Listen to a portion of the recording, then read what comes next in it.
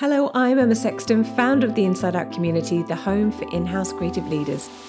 This is 5 in 5, a bite-sized video series with our Inside Out visionary members. 5 minutes, 5 questions about their world, their work, and what in-house creative leadership really looks like right now. This time, I'm joined by Emily Hawkerr, a creative lead at Save the Children UK. Welcome, Emily. Thank you. So I'm going to get started with my first question. What's the most rewarding part of leading creativity from the inside? So from my perspective, I think getting to work on really complex creative challenges, but across a really long time period, is a really great part of leading creativity from the inside.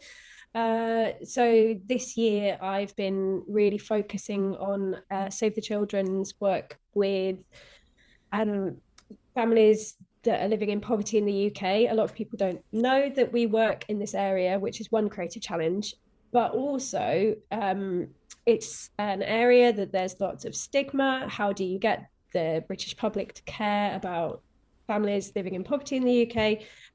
Really interesting area and something that can't be tackled overnight or with just one sort of big campaign push.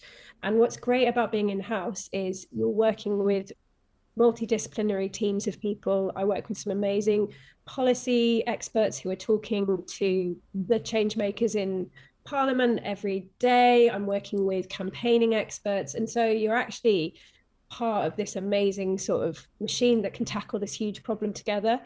And we've definitely made mistakes along the way, but what's great about being in-house as well is that you have the chance to learn from those mistakes and keep getting better.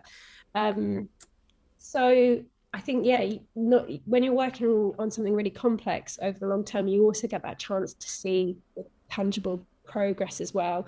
And I think a really good example of that is this year, following years of kind of great creative work and campaign activity, we have seen the 2-child limit, which was a policy that really was punishing children just for having siblings.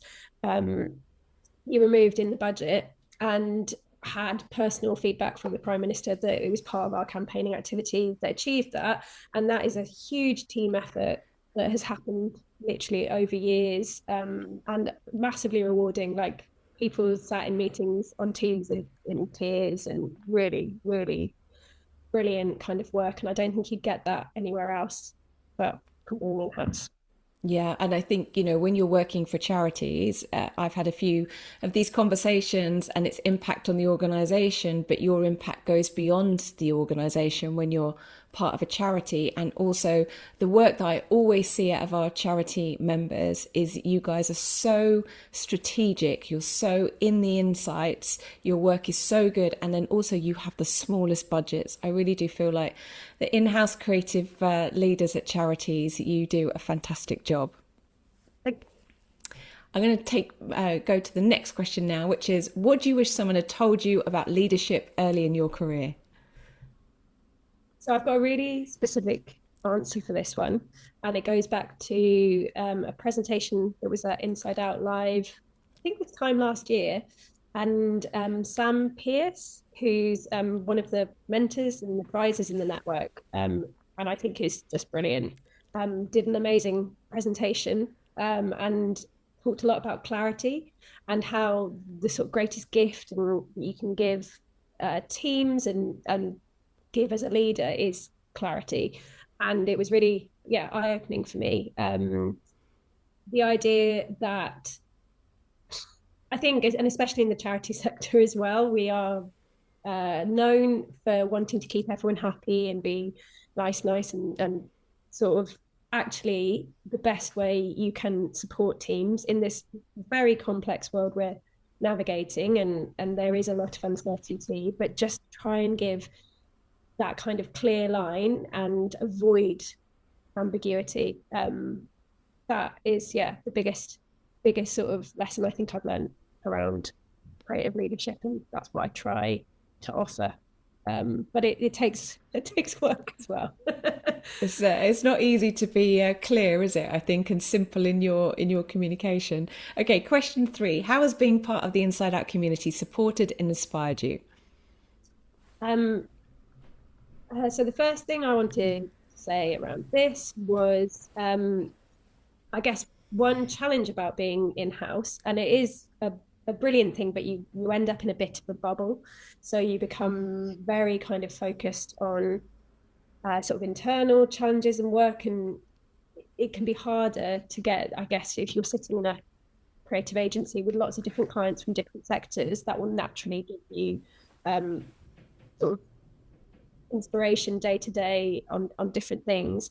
And so Inside Out is brilliant at actually creating an environment where you are hearing from other members who work in very different situations to you on their creative challenges. You're seeing sort of different inspiration all the time, and it really helps me to step outside of the bubble by sort of sitting and sort of bring in new ideas and new ways of working. And as you said, actually, charity, we have very small budgets. So, and that can be limiting at times. So it's really great to see what can be done on big budgets, and then how can we steal that and sort of repurpose it in a way that works for us. And the other thing I want to say is it's really built my confidence and ambition as well. So early on, joining the community, I think was quite a passive member and was just listening into things, but really enjoying and kind of the inspiration I was receiving and admiring other people's work, and sort of built on my confidence to think, actually, we're doing some great stuff here and entering into your awards. We won the internal collaboration award last year, which was amazing for our team. But I think just sort of really, it's definitely helped me be confident in the work that we're doing and think, well, actually, we are on a car of some of these big commercial brands and we should shout about this as well. Yeah, lovely. Thank you so much. Question 4. What would you say to someone thinking about joining Inside Out? I wrote this sentence. I said, you aren't going to find a better, more active and genuine community anywhere else. Oh, thank you, Emily. That is, it was really lovely to hear that. And yeah, it always sounds better when it comes from our members' mouths. So thank you so much, Emily. That's a lovely statement. And my question number 5, complete this sentence for me. The future of in-house creative leadership is. So the future of in-house creative leadership is full of challenge and rewards, which I think is a bit of a get out because I kind of wanted to say both.